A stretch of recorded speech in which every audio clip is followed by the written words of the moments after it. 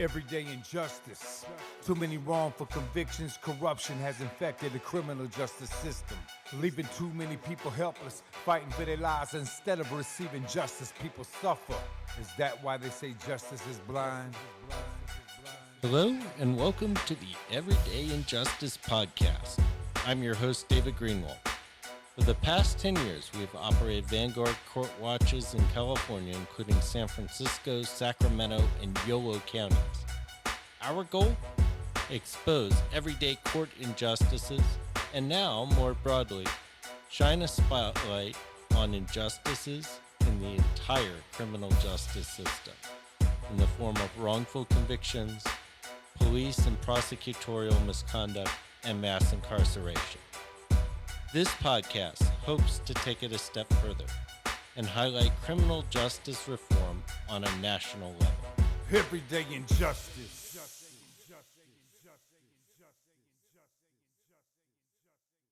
Today on Everyday Injustice, we have Akhi Johnson from Vera Institute for Justice. Welcome to our show. Thanks so much for having me. So tell us a little bit, just in background, what does Vera Institute do? So Vera is a criminal justice nonprofit. We work on criminalization issues across the gambit. And probably the best way to explain what we do is really our origin story. So in 1961, there were two gentlemen in New York, Herb and Lou, who were really concerned about how bail practices were impacting poor communities in their city. And they realized that government stakeholders weren't really looking at data to inform their policy decisions. So they gathered a group of researchers who studied bail and its impact on communities and how it wasn't leading to safer communities. They presented their findings to government stakeholders, and it led to some pretty significant bail reform changes in New York. And they thought, someone should do this on a more regular basis. So they founded a nonprofit, named it after one of their mothers, Vera. And here we are today, some 60 years later, still doing the same work. So that's what Vera does. We harness data to help stakeholders and people concerned across the criminal justice landscape make better informed policy decisions.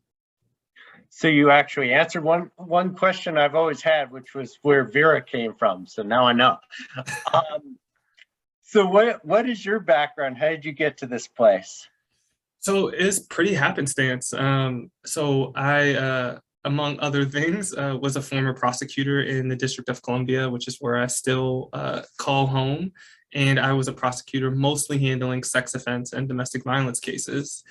And I always had an interest in how can we improve the system. I particularly saw how the system wasn't serving survivors in ways that I think the general public assumes that it does, but particularly for domestic violence, we don't necessarily do a great job meeting the needs of survivors who even reach out to the system.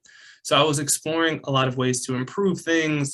For example, tried to organize a tour for everyone in our office to go visit the DC jail so we could at least see the place where we were arguing to send people and have a better understanding of the consequences of our decisions. And amidst trying to do some of that local DC policy work, I had an opportunity to have lunch with a woman named Jami Hodge, who was really kind of the founder, I would say, of our Reshaping Prosecution team at Vera in its current setting. And we went out to lunch. I had never heard of Vera, thought it was an acronym, was not looking to leave becoming a prosecutor or being a prosecutor. And she told me what Vera did. I started spouting off my deluge of criminal justice reform ideas. And towards the middle of lunch, she just said, I'm looking for someone to come help me build up this program focused on prosecutors.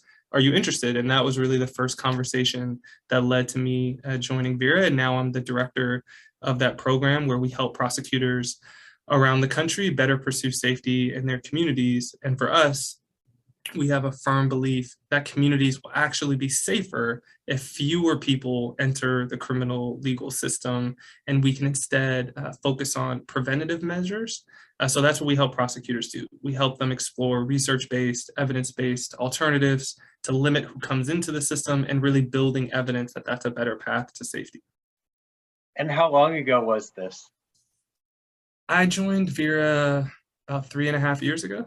So my understanding is that Vera just issued an RFP to elected prosecutors interested in making reforms. Can you kind of walk us through what that's all about?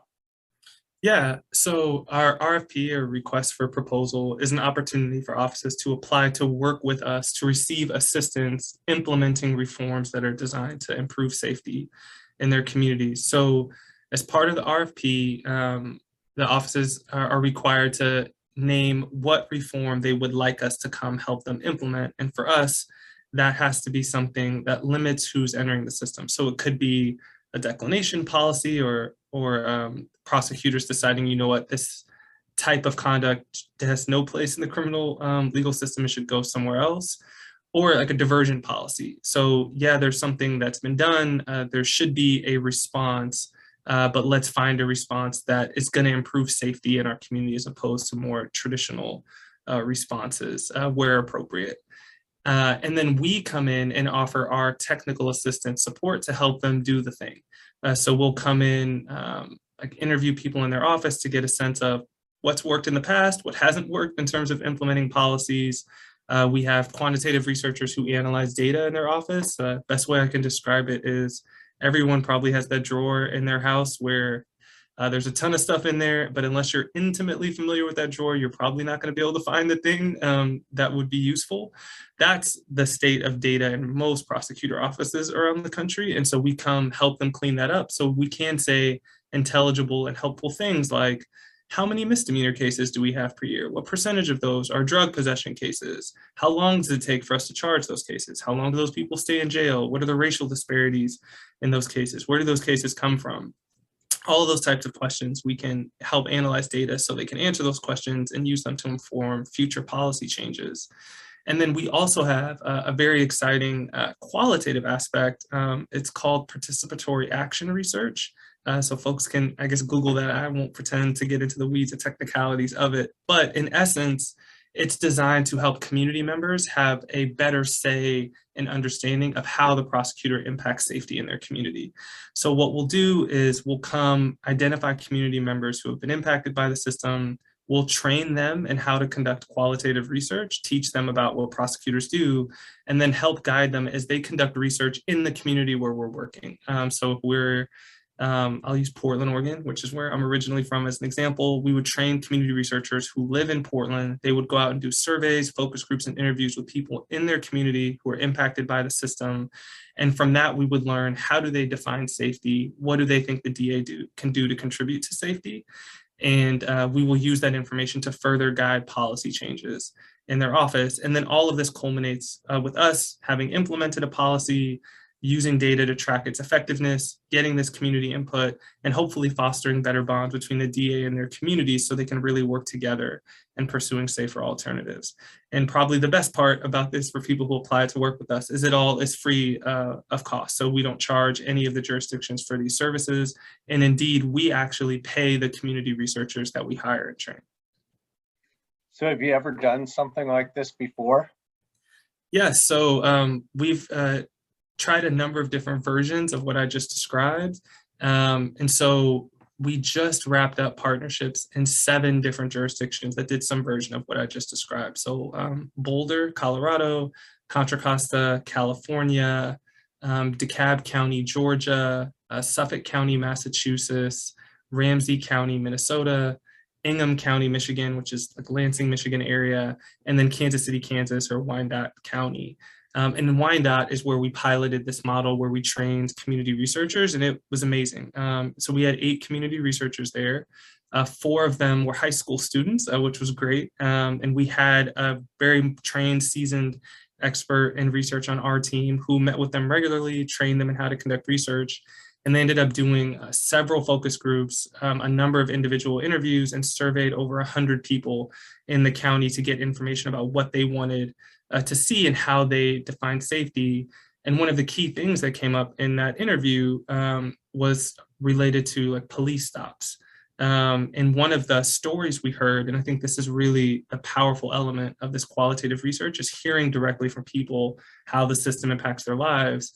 There was a story of a Black woman in Kansas City, married to a white man, who they got pulled over for some like very low level traffic reason, not related to safety. And the officer started questioning them. And it became apparent during questioning that the officer believed that she was a prostitute because she was with this white man in Kansas City. And so hearing the impacts of the system, I mean, sure, we could present a bunch of data about traffic stops for low-level, non-public safety reasons, but I think hearing those stories is really the power in this, so people can understand how some of these practices can really undermine community trust and safety, and why it's so important to try to do something about it.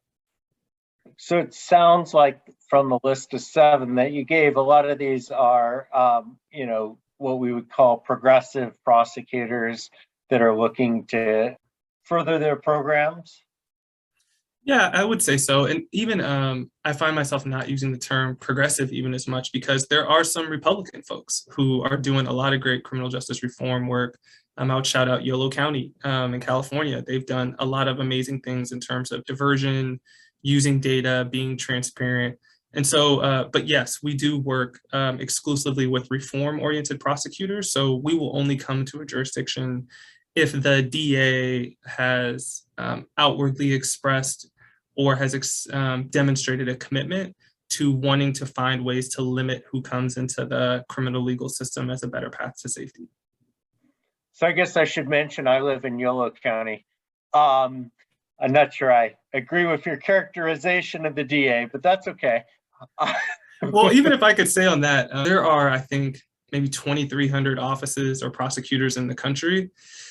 There are not that, so even speaking of data, their data transparency portal, I probably could think of less than 10 that maybe have something like that. And so I think, and even that he, and I'm not going to pretend to be an expert in all things YOLO, but even from my interactions with him, like he's exploring a second chance sentencing initiative with For the People.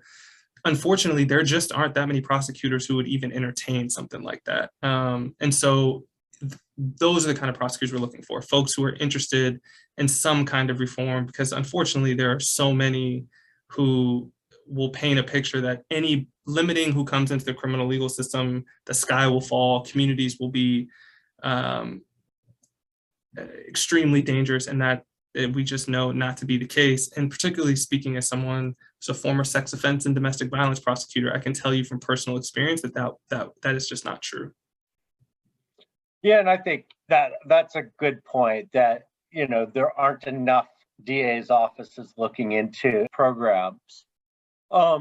So the other thing I understand is that Vera is changing its direction and starting to think about public safety as a community health. Can you kind of explain that concept? Yeah, so I think at least I'll speak from our team's work, Reshaping Prosecution more particularly. We have always implicitly focused on safety. And so when we talk about addressing mass incarceration, addressing racial disparities, for us, we have a really solid understanding of how that equates to safety. But what we realized, particularly with a lot of the tough on crime narratives, is for the general public, that may not be true. People may believe that they have to pick between reform and racial justice and safety. And that's what we're really trying to show is not the case, that actually they're all one and the same. For example, I'll use DC where I live. DC is less than 50% Black, but over 90% of the people that are prosecuted here are Black, over 93% of the people in the jail are Black, and over 6% of people sent to prison from DC are Black. And so the question is, why? Why is that true? And it's not because Black people are somehow genetically predisposed to commit crime, but there also are realities that Black people in DC do commit more of a certain type of crime than other folks in DC. I'll use homicides as an example. I think at least the most recent year of data I saw, I think 97 or 98% of homicide suspects were Black, and 96 or 97% of homicide victims were Black. But again, the question is why? And when you start asking that question, you can certainly, in DC as an example, there's this very wealthy neighborhood in DC where some of the best public schools in the city are. But if you go back to the 1920s, you'll find that it used to be a Black neighborhood, a thriving Black neighborhood with a lot of businesses, barbershops, banks. And there was surrounded by a white community that wasn't pleased with this Black neighborhood and wanted them gone. And so the government used eminent domain power to take over that land, bulldoze the community, and displace all those residents to a different area. And now those same residents who've been displaced don't have the same access to this amazing set of public schools in that area. And so you start to see how government choices and practices have led to some of the conditions we see today. And when you ask people, what are the solutions? They'll say things like greater investment in educational opportunities, job opportunities, housing, access to quality food and mental health services. Well, surprise, surprise, the same kind of answers to address the racial disparities I just talked about in DC are the same things that people will say are that we need to have safer communities. And so for us, addressing racial disparities and safety are really one and the same, because in so many jurisdictions across the country, the people who are both victimized the most, incarcerated the most in the criminal legal system are Black and brown people. And it's due to some of these historic discrimination policies that I just mentioned in DC. And so to your question about this shift to community safety, for us, it's really being explicit about how the things we're talking about will improve community safety, including this element of racial equity. So people understand that in order to truly have safety for everyone, we have to talk about who's impacted by these decisions the most and really start centering solutions in those areas. So I think you raise a good point. So I know the data, for instance, in Yolo County, they just released some of the racial data where Yolo County is about 3% of the population is Black. And yet, if you go into the jails, it's about 28% on any given day.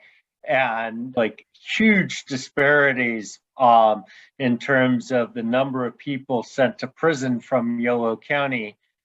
How do we get at that? And often what I hear from people is, well, the problem is that that's just a reflection of the percentage of people that are actually committing the crimes, and so it's not about prosecution. And yet we kind of know that there is an element to that, but there's also an element not to that we know that a lot of the, not just the prosecutors, but the policing, focuses on areas that are heavily Black and brown areas in the community. And so what they're choosing to do is kind of perpetuating the system as well. How do you respond to a lot of that? So, man, easy answer. Yeah. So the first thing I'll say is, like, as much as people bristle, it's a complex answer. And I think the unfortunate thing is too many people try to paint it with a broad stroke and make it seem like, oh, I've got the ready-made solution, whether it's like something that people would view as more left, something people would view as more right. But I think that's not being genuine with the public. And I think people are smart enough to track when you give a nuanced answer. And so that's what I'm gonna attempt to do, and would ask the listeners to bear with me. But I think it's multifaceted. So certainly some of that disparity is policing choices, historical, and what we choose to focus on. Most classic example, and as a former prosecutor, certainly saw this a lot. It's much easier to arrest the person selling drugs on the corner because that's readily available and easy to see. It's much harder to conduct a long-standing investigation of a doctor, let's say, who's overprescribing opioid medication, or of the person who's selling drugs out of their dorm room on a private college campus. Like, that's harder to see, and it's much easier to arrest the person you can just see on the street. And there are certainly historic reasons in our country why the people you tend to see on the street are people of color, while the other folks may not be. And so certainly policing priorities is part of it. Some of it is societal conditions. So I use DC as an example. I'm not as familiar with the statistics in Yolo County, but I would bet that they're probably pretty similar. Like, the median household income for Black people in DC is significantly lower than other people in DC. And there are like historic reasons that play a huge role into that. But if you're in communities where they're under-resourced. The schools aren't as great as other communities. You don't have the same job opportunities or even mentorship opportunities. Like, you don't see people around you who have chosen other career paths. Those conditions tend to lead to crime. I mean, there's a great body of research that the biggest drivers of violence are shame, isolation, and inability to meet your economic needs and exposure to violence. And all of those things tend to show up in some communities more than others, again, due to a lot of these historic policy decisions that have been made in our country. And then there's the final piece, which I think also doesn't tend to come up a lot, maybe in one side of the argument, is the reality that some people are making bad decisions. But I think you can't ignore the circumstances under which those decisions are made if you're going to try to address the overall issue. I would say those three things certainly come top of mind to me to help explain some of the disparities. And that's a huge obstacle. Like, these problems have been going on in our country since its inception. And so it's, I think, disingenuous to think that one person is going to snap their fingers and all of a sudden everything's going to be okay.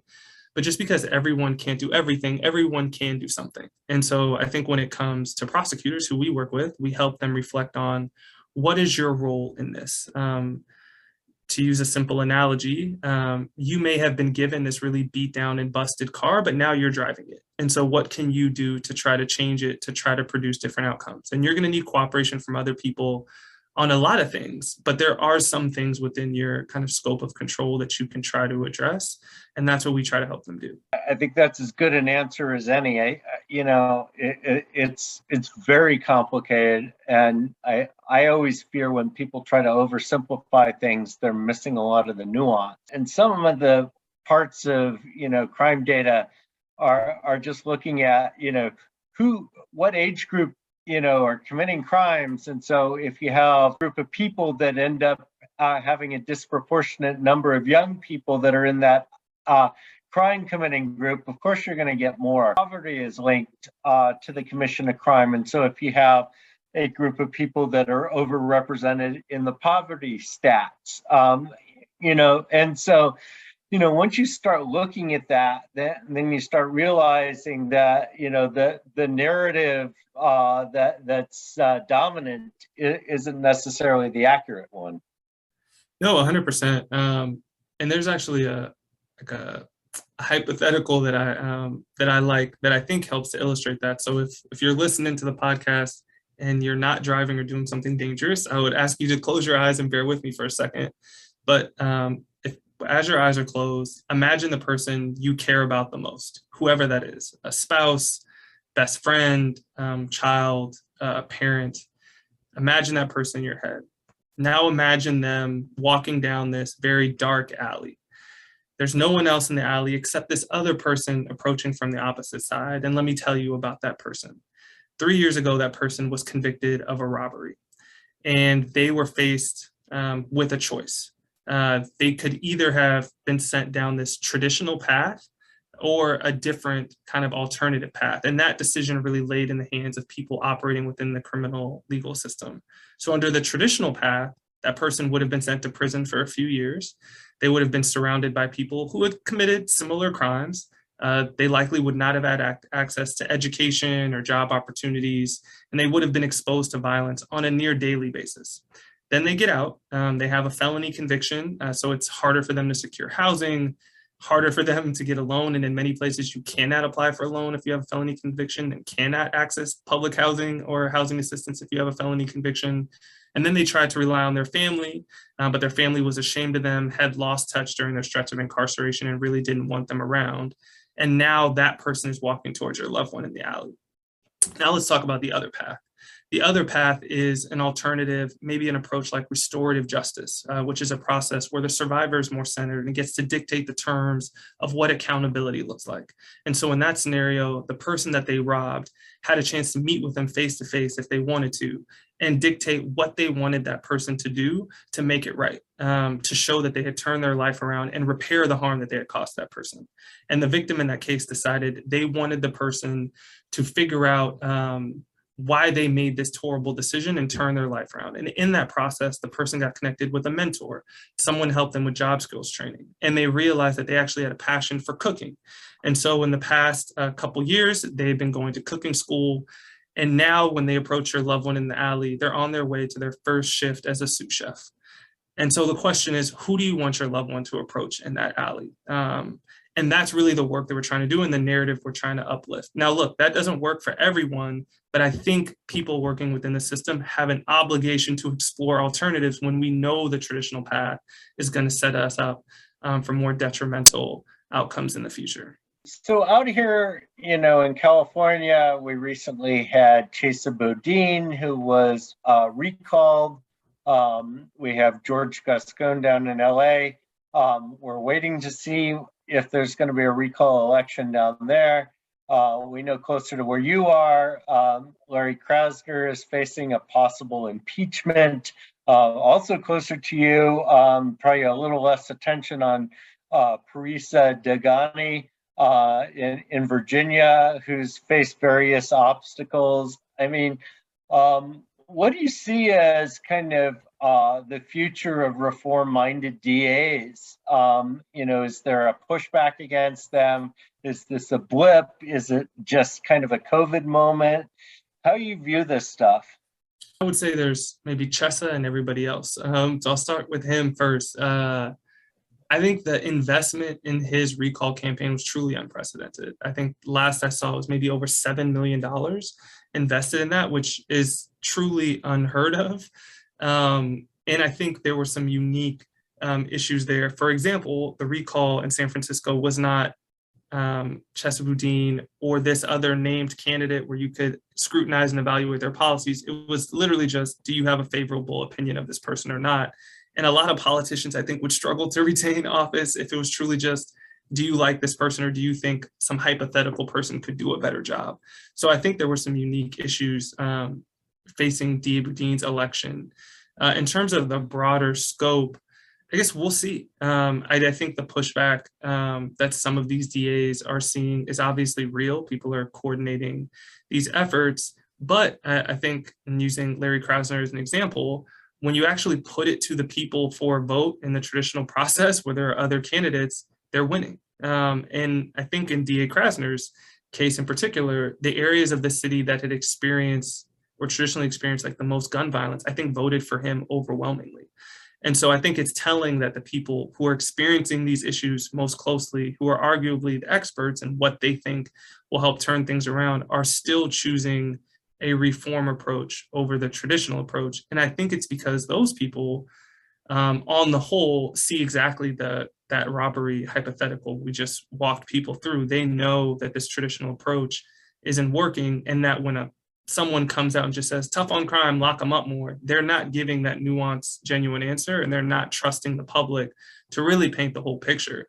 And even as a former domestic violence and sex offense prosecutor, I can't tell you how many times survivors would be in my office or I'd be sitting with them in their living room and they would just say, I don't want to go forward with this traditional approach.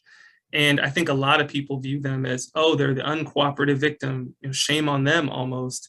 But I would push back on that. And I would say, we know for certain that all of those survivors, all of those victims want to feel safe. And if they're not choosing to engage with the current system, that says more about what we're offering than it says about who they are.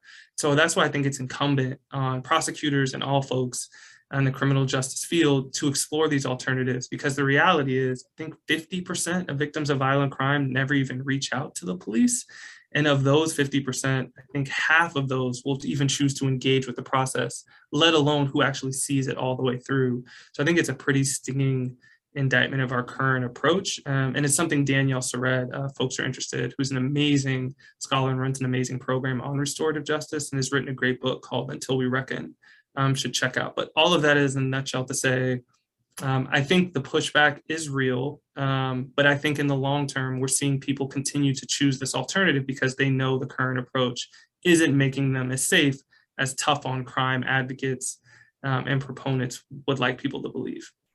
I'm going to circle back to this point because I think it's really good, but I don't want to kind of lose another important point that you had made, which is a point that I kept making to people in San Francisco, is that it wasn't, necessarily a fair test, to have Chesa Boudin having to run against some hypothetical perfect person that has no record. And so it's going to be really interesting to see what happens now in San Francisco. So they just appointed a new DA a few weeks ago, and she's already, making waves. She fired a whole bunch of people that were reformers in her office. She's putting a big focus on drug, enforcement, kind of hearkening back to the bad old days of the war on drugs. And so now the question's going to be, because she has to face an election in November, is Boudin going to come back and run, or will somebody else come back? The people I've talked to in San Francisco think it's kind of 50-50 on Boudin coming back, but somebody else could come back in and run on a reform thing. And then, Brooke Jenkins is going to have to run on her policies, which is going to be a big difference from, the hypothetical. So I think you were spot on in that analysis. Yeah, and I think it speaks to kind of the democratic process overall. I know one of the things you mentioned earlier was the pushback. And, Larry Krasner, for example, I think in Pennsylvania, they passed a law that the attorney general can take gun cases away from Larry Krasner. And then I think there's similar legislation to allow in other places to allow someone to take cases from the local prosecutor. But I think to your point, that undermines kind of the local democratic process. We have candidates for a reason. We let them come out with their policy platforms to the public, and then let the public decide, and what people decide for their community should be respected. And I think when you had a situation like the recall in San Francisco, it perverts that process a little bit, because you don't have that opportunity to weigh another policy or another candidate and really see the distinction. And I think we're seeing that in the same way with some of this discretion bills, where they tried to pull cases away from a duly elected local prosecutor whose community has been very clear. No, we had options. We weighed them, and this is the person that we picked, and we'd like to see them carry their vision through. Now, to the other point you raised, which I think is also really important, there is this perception in the system that the only way to protect society is to lock somebody in a cage for a specified period of time. And we know that doesn't work very well. We know it doesn't work very well because, we know there's a high rate of people that are never caught committing a crime, in which case there's never any accountability. We know it doesn't work well because there's an extraordinarily high rate of recidivism. So, somewhere between 60 and 70% of the people that are released from prison commit a new crime within a specified period of time. We also know that, the vast majority of people are not going to serve a life sentence. So almost everybody, 95%, I think is the number of people that are incarcerated are released at some point. And yet, we make it impossible for them to succeed. We don't give them job skills. We make it hard for them to get jobs because they have to fill in the bubble that says that they were a felon. We make it hard for them to find stable living because we preclude them from getting government subsidized housing. We preclude them from feeding their families because we make them ineligible for things like food stamps. And I could go on all day on this, right? If we wanted to create a system that made it impossible for somebody to get back on their feet, we couldn't do a lot better if we intentionally tried, in my opinion. So many people don't seem to get that, the system that we have, the lock 'em up mentality, doesn't actually protect us as well as they think it does. Yeah, 100%. And I think some of that is narrative and what people have been told for so long. And it's not helped by, I don't mean to call them out in particular, but shows like Law and Order, for example, where they paint a less nuanced vision of how crime actually works. I think there's this vision that there are good guys and bad guys, and they're very distinct lines and they never overlap. But if you're someone who spent any time with any proximity to a local criminal legal system, you know that that's just not true. I can't tell you how many times there would be someone I prosecuted who was later the victim of a crime, or vice versa. Or maybe there was an incident where someone had committed a crime, but also been victimized within a very short period of time. And a lot of this stems from the causes you mentioned earlier. And let me be clear, that's not to say that people should not be accountable for the decisions that they make. They absolutely should be. But if we're serious about having true safety, we have to be willing to dig into the nuance and really think through what's best to make us all safer. But I think that is a hard thing to sell to people, because for so long they've been told we just need to lock up more people and everything will be okay. But I can assure you that if that were true, we would be the safest country on the planet, because we lock up more people than anywhere on the planet. And, you know, incarceration is a hammer, it is a tool, but you can't build a house with a hammer. And that's what we're trying to do. And then we're frustrated when it doesn't work. So again, that's why I think it is absolutely imperative that people are willing to explore alternatives, because the evidence couldn't be clearer. This isn't working. We need to try something different. And what also I always find fascinating is, I don't know if it's government or if it's public safety in general, but this approach would not fly in any other industry. Like if this was aviation and we said, you know, the same thing we've been doing since the early 1900s, we're just going to keep doing it and we're resistant to trying something different, people would lose it. Like there's no way someone would say, yeah, let me get on a plane that was built in 1915 today versus one that was built in 2022. And same thing for medicine. There have been so many advancements in the field of medicine, but with criminal justice, we've really just said, same thing, tough on crime, lock them up, incarceration, conviction. And there's been so much resistance to change, when the reality is change is going to be necessary for us to really pursue safety in the way that we all want. Raise this point as well, which is a point that you made. I don't think there's enough talk about what I have been starting to call the victim to prison pipeline, where, you know, if you look at the prison system, and I know this is particularly evident with women, but I think it's also evident with men, is that, you know, you go from being victimized by crime, either when you're young, abused, you know, beaten, molested, something like that, to becoming a perpetrator of crime later in your life because you just haven't resolved this trauma. And so, you know, it seems like if we could create a better system which took care of the victims earlier, we could head off some of this. 100%. And it speaks to kind of the multifaceted and nuanced approach that is necessary for crime. And probably the most tragic example is for a lot of victim like rights funds, or in other words, if you're a victim of a crime, most governments provide funding to you to kind of help repair harm or repair damage that's been done. But usually you can only access that if you're willing to cooperate in a criminal investigation. And so what if you're a victim who has seen how the criminal system has not provided safety for you in the past, and so you decide not to get help? Well, now all of a sudden we've missed an opportunity to potentially provide counseling, therapy to someone who's been a victim and has decided for their own safety needs that they don't want to engage in the process. So it is this catch-22. We kind of require people to go along with the process, even when they may not believe it's the best thing for their safety. And then we're not doing enough on a preventative end to help address some of the reasons that might prevent further crime in the future.